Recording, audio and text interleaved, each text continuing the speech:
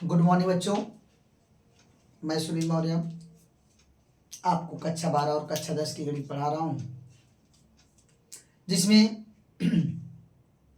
हम कक्षा 10 के अलग प्लेलिस्ट बनाए हुए अपने यूट्यूब चैनल कल्पना कोचिंग में। कक्षा 12 का अलग से बना हुआ है। कक्षा 12 का मैं अनसॉल्व पेपर हल करवा रहा हूँ। आज अनसॉल्व पेपर आपका 2024 का सेट नंबर 324 है। इसके पहले हमने कुछ वीडियो डाल चुके हैं जिसमें हम अन्य सवाल लगा चुके हैं। आज हम पहुंचे हैं क्वेश्चन नंबर 7 के खापे, जिसमें आपसे कहा गया है समीकरणों के निकाय को आव्यूह द्वारा आपको हल करना है। ये आपका समीकरण दिया 2x + 3y + 3z = 5, x - 2y + z = -4, 3yx - y - 2z = 3। आपको इसको हल करना है किस विधि द्वारा? आव्यूह विधि द्वारा। ठीक है, आव्यूह विधि द्वारा आप क्या करेंगे? सबसे पहले आपको ये जो समीकरण निकाय दिए गए हैं, उन समीकरण निकायों को दिए गए समीकरणों को ax = b के रूप में लिखने पर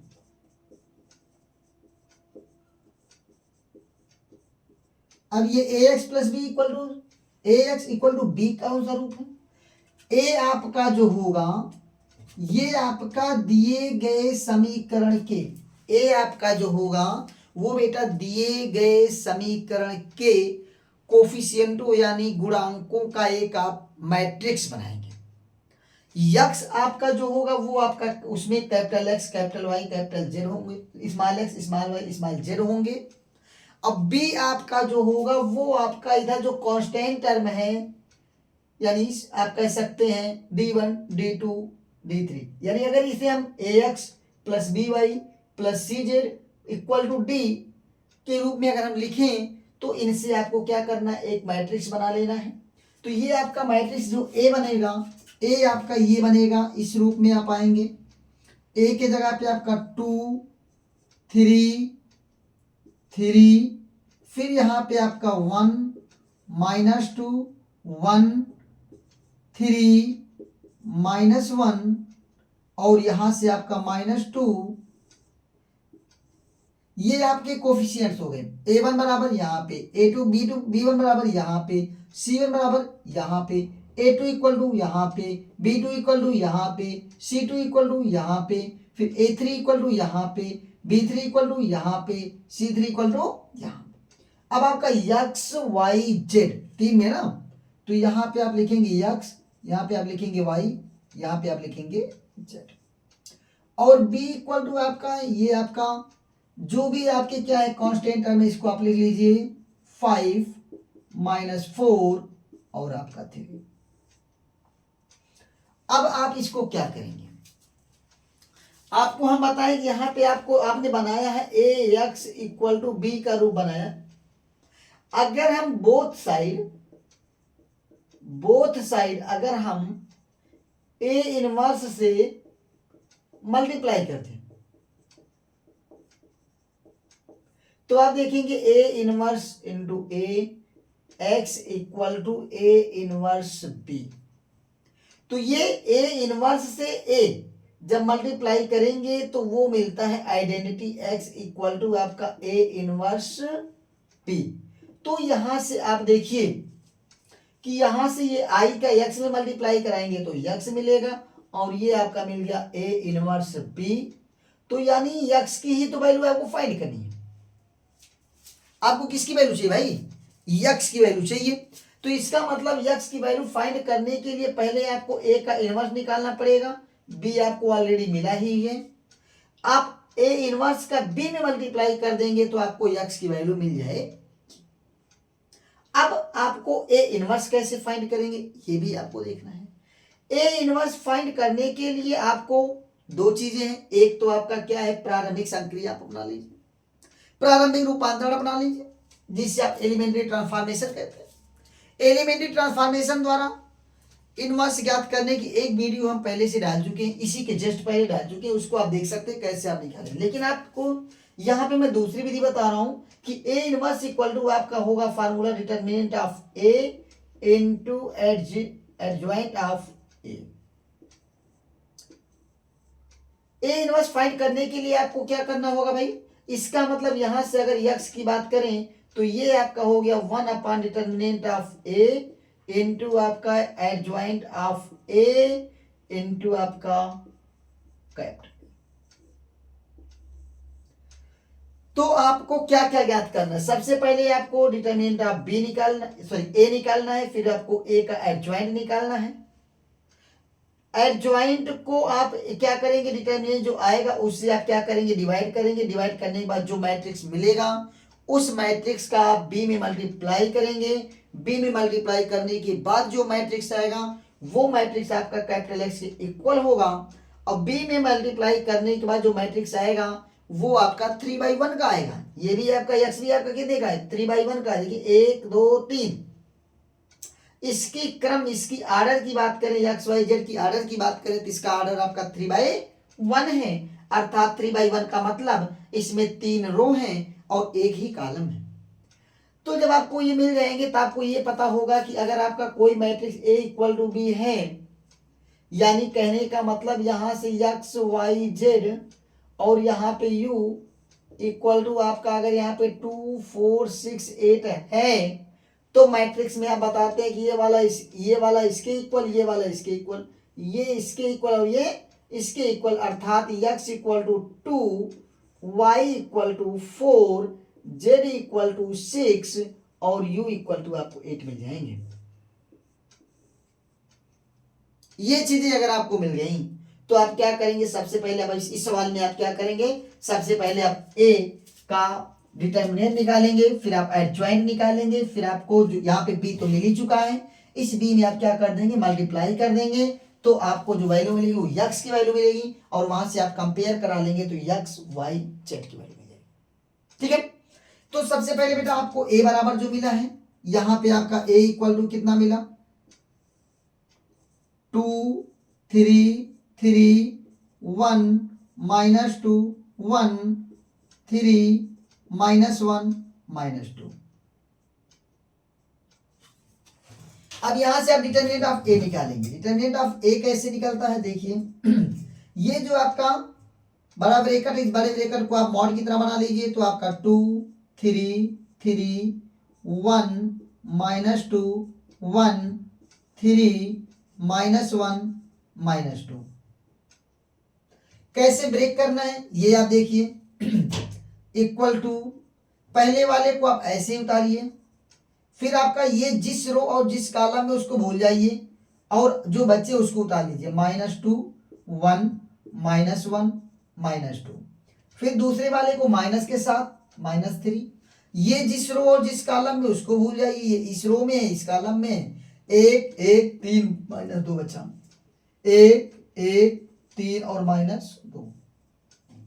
फिर आपके पास +3 है तो आप +3 लगा लीजिए। यहां पे ये जिस रो कॉलम में उसको हटा दीजिए, ये आपका रो है ये आपका कॉलम है, हटा दीजिए, बचा 1 -2 1 और यहाँ पे -2, यहाँ पे आपका 3 और यहाँ पे आपका -1। अब आपको इसको क्या करना है, आप इसको ब्रेक करेंगे। जब इसको आप खोलेंगे तो 2 इंटू यहाँ से इसका इसमें मल्टीप्लाई, तो माइनस माइनस प्लस 2 2 जा 4। यहाँ पे चूंकि माइनस होता है तो यहाँ पे ऑलरेडी एक माइनस मिला है तो माइनस माइनस आपका +1 हो जाएगा। -3 आपका है तो ये आपका मल्टीप्लाई करेंगे तो यहाँ से आपका -2, इन दोनों का मल्टीप्लाई करेंगे तो माइनस आपका 3, प्लस आपका 3, इन दोनों का मल्टीप्लाई करेंगे तो -1, इन दोनों का मल्टीप्लाई करेंगे तो प्लस आपका 6।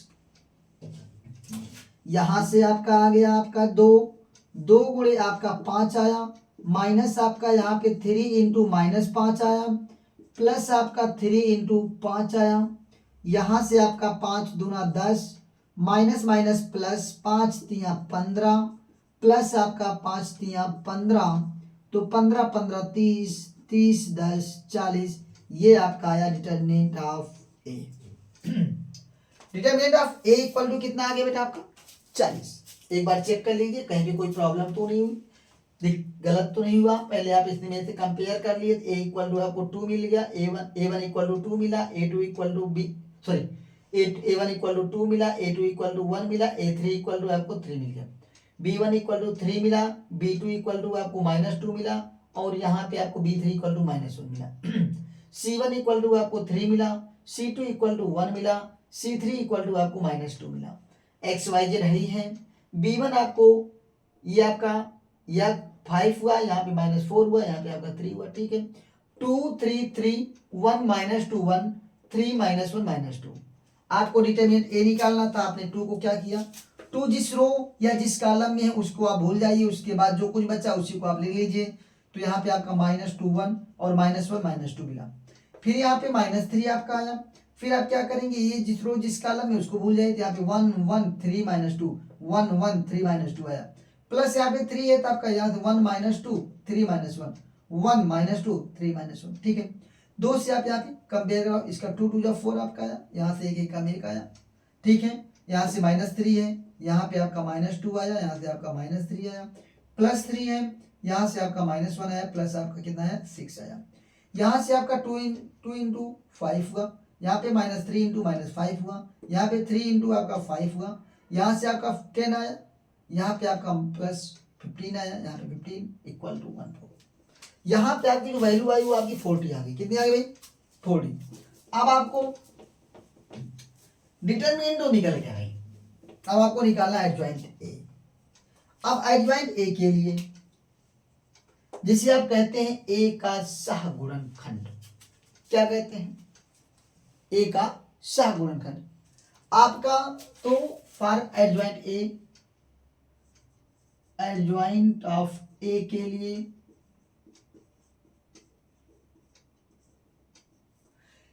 सबसे पहले आपको प्रत्येक एलिमेंट का निकालना होता है कोफैक्टर।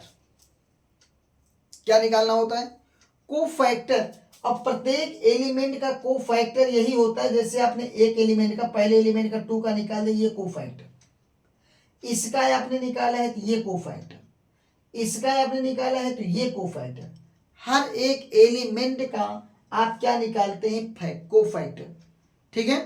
अब यहां से आप निकालेंगे देखो इसको आपने क्या बोला, ये आपका जो बेटा बनाते हैं मैट्रिक्स, तो आप इसे ये इस तरह से लिख सकते हैं, ये आपका A11 A12 A13, फिर आपका A21 A22 A23 A31 A32 A33। इसका मतलब ये क्या कहना चाहता है, यहाँ का जो एलिमेंट है वो पहले रो और पहले कॉलम में है, ये एलिमेंट पहले रो और दूसरे कॉलम में है, ये आपका पहले रो और तीसरे कॉलम में है, ये दूसरे रो और पहले कॉलम में है, ये दूसरे रो और दूसरे कॉलम में है, ये दूसरे रो और तीसरे कॉलम में है, ये तीसरे रो और पहले कॉलम में है, तीसरे रो और दूसरे कॉलम में, ये तीसरे रो और तीसरे कॉलम। यहां से हर एक एलिमेंट का आपको क्या निकालना है, कोफैक्टर निकालना। जब आप ये निकालेंगे तो इसके लिए आप क्या करेंगे, सबसे पहले आप A11 A22 A33 का आप क्या निकालेंगे, कोप्रत। आप उसी को मानते हैं B11 B12, जो भी मानना चाहे आप मान सकते हैं, कोई दिक्कत नहीं है। तो यहां से आपका आया बेटा A11 के लिए, तो यहां से A11 ना लिखिए, कैपिटल A11 लिखिए, कैपिटल A11। तो यहां से आपका आया 2 को छोड़ दीजिए, 2 के अलावा जितना भी है वही लिखिए। तो यहां से आपका आया बेटा -2 1, यहां से -1 -2, इसका आप क्या करेंगे, हल कर लेंगे। तो यहां से आपका आ जाएगा 4 + 1 = 5। इसी तरह से आप A12 निकालेंगे। A12 के बाद यहाँ पे आप क्या करेंगे, पहले प्लस तो माइनस, यानी आपको देखना है कि इन दोनों का योगफल अगर इवन आया तो ये पॉजिटिव में होगा, इन दोनों का यानी रो प्लस कॉलम की वैल्यू, यानी जो एलिमेंट जिस एलिमेंट का आप निकाल रहे हैं वो एलिमेंट के जिस रो और जिस कॉलम में उनकी संख्याओं को अगर जोड़ लिया जाए, अगर इवन मिलता है तो वो पॉजिटिव में होगा, अगर ऑड मिलता है तो वो निगेटिव में होगा। तो 2 1 3 ये निगेटिव में आ जाएगा। तो ये जिस रो जिस कॉलम में है वो आप ले लीजिए। A12 ये आपका यहाँ पे, इसको भूल जाइए। 1 1 3 -2, तो कितना मिला? 1 1 3 -2 मिला। इसी तरह से इसको हल कर लीजिए। तो यहाँ से आपका माइनस पहले से है, यहाँ पे -2 -3 आ गया और इक्वल टू आ गया 5। अब यहाँ से आप A13 की बात करें, A13 में आप बात करेंगे तो ये देखिए 3 1 4 पॉजिटिव आ गया। तो यहाँ से आपका A13 ये आ गया। इसकी बात करें तो ये एलिमेंट आपने ले लिया। यहाँ पे बचा कौन? 1 -2 3 -1, 1 -2 3 -1। तो यहाँ से आपका आया -1 और यहाँ से +6 इक्वल टू आपका +5। अब यहाँ से आप फिर क्या आएंगे? A21 के लिए, यानी ये एलिमेंट दूसरे रो। अब देखो 2 और 1 2 1 3 आपका निगेटिव आया, तो यहाँ पे निगेटिव। यहां से आपका क्या है? ये आपका दूसरे रो फर्स्ट कॉलम, दूसरे रो फर्स्ट कॉलम का ये है। तो यहां से आप इसको भूल जाएंगे, इसको भूल जाएंगे तो आपको 3 3 -1 -2 3 3 -1 -2 आपको मिला। यहां से आप क्या करेंगे? इसको खोलेंगे तो यहां से माइनस पहले से ही है, 3 दूना 6 माइनस में, यहां से आपका +3 इक्वल टू आपको 3 मिल गया। यहां पे आपको कितना मिल गया? +3 मिल गया। यहां से आप फिर आप A22 निकालेंगे। A22 आप देखेंगे, A22 कितना भाई? ये इसकी बात कर रहे हैं तो ये सेकेंड रो सेकेंड कॉलम में, तो आपका यहाँ पे 2 3 3 -2 2 3 3 -2 3 -2। यहां से आपका आया -4 और माइनस आपका कितना हुआ? 9 इक्वल टू आपका -13। अब आपका यहां से क्या फिर आने वाला है? A23। अब देखिए, यानी उस एलिमेंट का आपको निकालना है जो सेकेंड रो थर्ड कॉलम में है। सेकेंड रो थर्ड कॉलम, तो यानी 1 यहां पे आया, तो इसको आपको हटा देना है, इसको हटा देना है। बच्चा को 2 3 3 -1 2 3 3 -1। इसको आप खोलेंगे तो देखिए 2 3 5, तो यहाँ पे आपका क्या आने वाला है? निगेटिव। तो यहाँ पे निगेटिव, ये आपका आया -2 और माइनस आपका 9 इक्वल टू आपको मिल गया 11। कितना मिल गया? 11। अब यहां से आपका फिर आपको निकालना A31। A31 के लिए अगर हम बात करें तो A31 मतलब थर्ड रो फर्स्ट कॉलम वाले एलिमेंट को आपको पकड़ना है।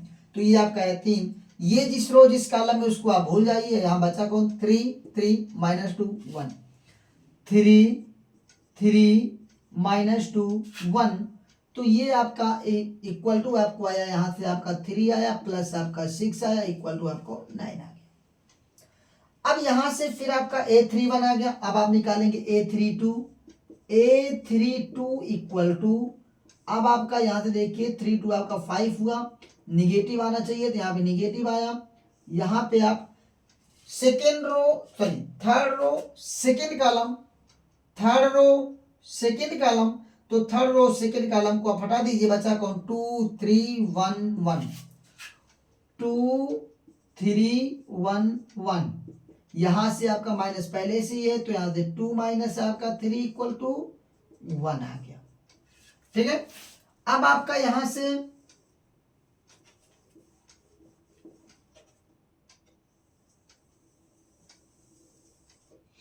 A32 मिल गया, तब आपको चाहिए A33।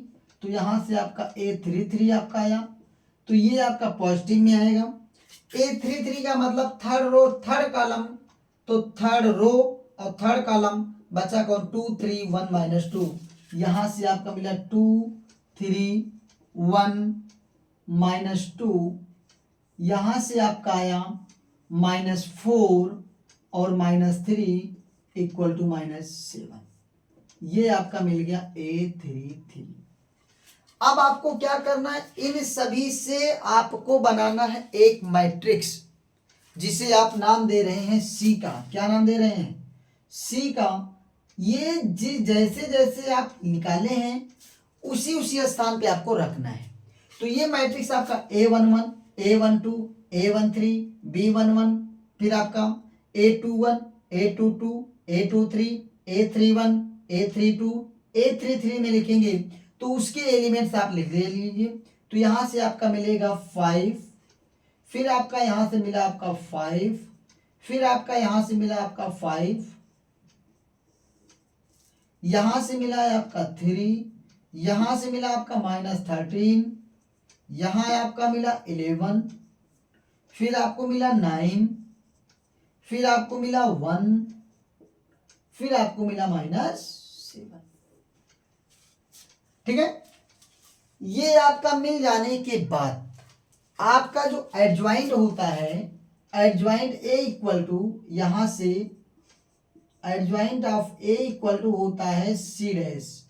सी डैश का मतलब होता है कॉम्प्लीमेंट्री ऑफ, जैसे सॉरी ट्रांसपोज ऑफ सी। तो ट्रांसपोज ऑफ सी में क्या करते हैं, रो को कॉलम और कॉलम को रो में एक्सचेंज कर देते हैं। तो यहाँ पे आपका adjoint of A, adjoint of A equal to आपको मिला सी डैश, इसका आप क्या करेंगे, ट्रांसपोज करेंगे। तो ट्रांसपोज आपका जो आया तो ये वाला इधर हो जाएगा, तो इसका मतलब 5 5 5, फिर आपका ये इधर हो जाएगा 3 -13 11, ये यहाँ आ जाएगा 9 1 -7। जब एडज्वाइंट ऑफ ए मिल गया, डिटरमिनेंट ऑफ ए मिल गया, तो A inverse equal to, A inverse equal to आपका होता है 1 upon determinant of A into adjoint of, अभी हम इसके पहले बता चुके थे।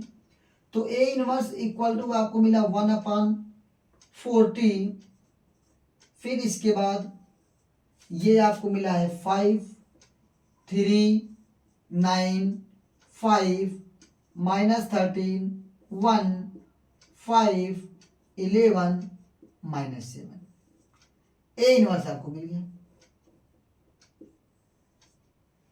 जब ए इनवर्स आपको मिल गया तो आपको बताया गया था कि इस ए इनवर्स का आप क्या करिए, बी में मल्टीप्लाई कर लेंगे तो आपको एक्स वाई जेड की वैल्यू मिल जाएगी।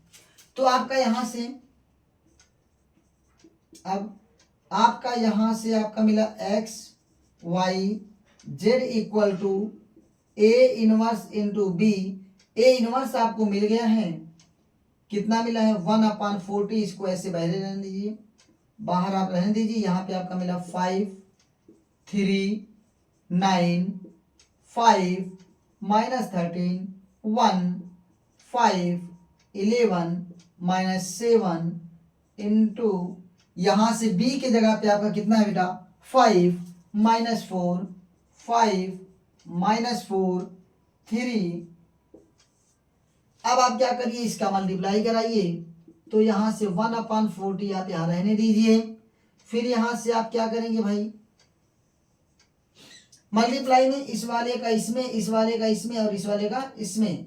तो यहाँ से बेटा कितना आएगा 5 × 5 प्लस 3 × -4 प्लस 9 × 3, फिर इसका इसमें, फिर आपका यहाँ पे 5 × 5 प्लस -13 × -4, फिर आपका यहाँ से प्लस 1 का 3 मल्टीप्लाई, यहाँ से फिर आपका 5 × 5 11 का आपका -4 में, प्लस आपका 11 × -4 प्लस आपका -7 × 3,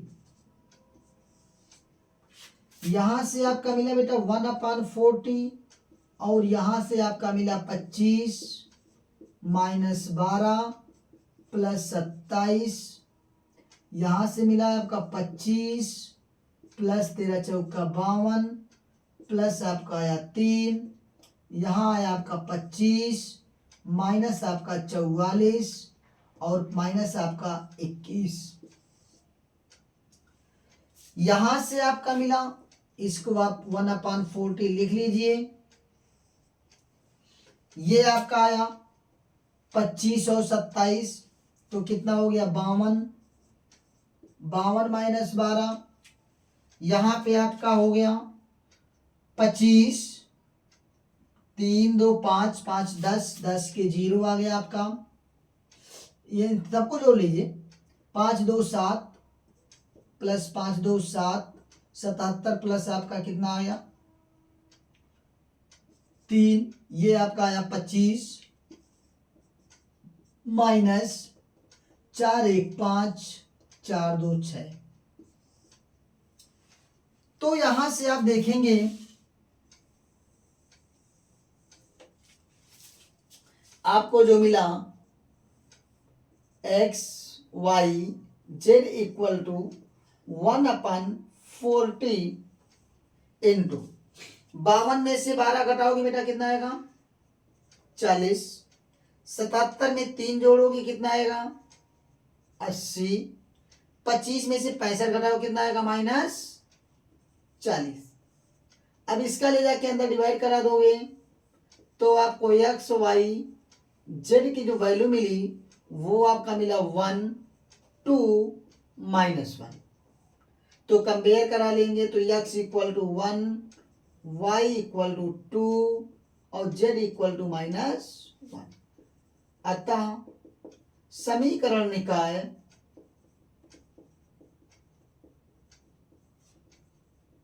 के हल x बराबर 1, y बराबर 2 तथा z इक्वल टू -1 है। अब आपको ये चेक करना है कि आपका ये सवाल जो आपने निकाला हल किया वो सही है या गलत। तो उसके लिए आप क्या करेंगे, इसको ले चल के यहाँ पे पुट करेंगे। जब यहाँ पे पुट करेंगे तो x की वैल्यू 2, 2 1 कम 2 मिल गया, y की वैल्यू 2 तो 3 दूना 6 मिल गया, फिर z की वैल्यू -1 तो यहाँ से आपका -3, 6 2 8, 8 में से 3 गया 5 आ गया। यहाँ पे कितना लिखा 5, बहुत अच्छी बात यानी सही है। फिर आपका यहाँ से s की वैल्यू 1 मिली तो 1 मिला, 2 की वैल्यू आपको कितनी मिली है y की वैल्यू 2 तो यहाँ से आपका -4 हो गया, z की वैल्यू आपको कितनी मिली है -1 तो -1 मिला, तो 4 1 5 यहाँ से घट गया तो -4 मिला, ये भी सही भाई। इस वाले रख लीजिए तो यहाँ से आपका 3 आया, यहाँ से आपका -2 आया और यहाँ से आपका +2 आया इक्वल टू 3। यानी आपने जो सवाल लगाया वो आपका पूरी तरह से सही है, क्योंकि ये तीनों के तीनों समीकरण को क्या कर रहा है संतुष्ट कर रहा है। तो इसका मतलब आप देख लीजिए, आपको कहीं भी कोई प्रॉब्लम आ रही हो तो बताइए। द्विघात समीकरण सॉरी आपको दिए गए समीकरण को आव्यूह विधि द्वारा हल करना था। आव्यूह विधि द्वारा हल करने के लिए सबसे पहले आपको क्या करना होगा, एक बार मैं पूरी प्रोसेस फिर से आपको बता दे रहा हूं कि आपको दिए गए समीकरण को ax इक्वल टू b के रूप में लिखना होगा। लिखने के बाद वहां पे जो a होता है उसका आपको a इनवर्स निकालना है। इनवर्स निकालने के आपके दो तरीके होते हैं, इसमें कोई जरूरी नहीं है कि आप इसी विधि को लगाइए। चूंकि मैं इसके पहले एक वीडियो में आपको क्या किया हूं, एलिमेंट्री ट्रांसफॉर्मेशन विधि द्वारा प्रारंभिक रूपांतरण के द्वारा हम लगा चुके थे, इसलिए इसमें हम दूसरी विधि लगाएं कि आपको क्या करना है, ए इनवर्स निकालने के लिए आपको डिटरमिनेंट ऑफ ए निकालना है, उसके बाद आपको एडजॉइंट ऑफ ए निकालना है। एडजॉइंट ऑफ ए में डिटरमिनेंट ऑफ ए से डिवाइड कर देंगे, उसके बाद डिवाइड कर लीजिए, फिर उसके बाद आप जो इनवर्स मिलेगा उसका आपको बी में क्या कर देना, मल्टीप्लाई कर देना है। ए ध्यान दीजिएगा, ए इनवर्स का बी में करना, ना कि बी का ए इनवर्स में। किसका करना, ए इनवर्स का बी में, क्योंकि आपका जो मैट्रिक्स होता है, मैट्रिक्स का जो मल्टीप्लिकेशन होता है वो आपका कम्यूटेटिव नहीं होता, अर्थात आपका क्रम विनिमय नहीं होता।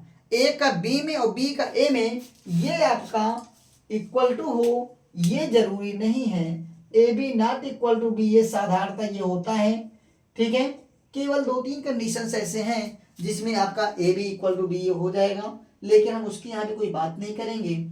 आपका दिए गए समीकरण कैसे आप आव्यूह विधि द्वारा हल करेंगे, आपको हमें लगता है कि पूरी की पूरी तरह से प्रक्रिया आपको समझ में आ गई होगी कैसे आप निकालते हैं, क्योंकि आप अनसॉल्व पेपर कर रहे हैं। इसके पहले आप अपनी क्लास में, अपने स्कूल में, आप कहीं भी कोचिंग भी पढ़े होंगे तो आप पढ़ चुके हैं, ठीक है। और हमें लगता है कि हम आपको बहुत ही सरल भाषाओं में आपको अच्छे से सिखा दिए कैसे आप क्या करना है। कहीं पे भी कोई दिक्कत आपको आ रही है तो आप बेझिझक बता दीजिएगा, ठीक है। ये आपका चैप्टर नंबर क्वेश्चन नंबर 7 का खा खंड आपका कंप्लीट हुआ। अब आपका अंशवाल में ये 8 नंबर का क्वेश्चन था, तो इसलिए आप इसमें शॉर्टकट मत करने का प्रयास कीजिएगा।